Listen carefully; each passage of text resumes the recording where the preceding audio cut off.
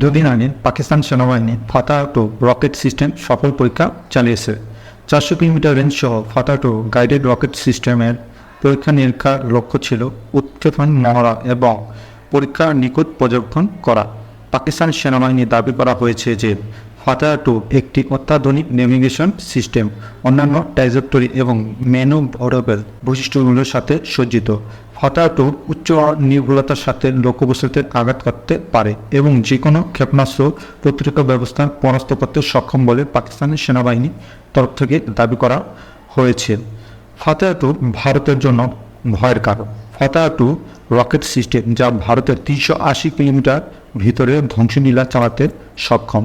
পাকিস্তান সেনাবাহিনী এমন এক ব্যবস্থা করেছে কম খরচে ভারতের অধিক ক্ষতি করতে পারে।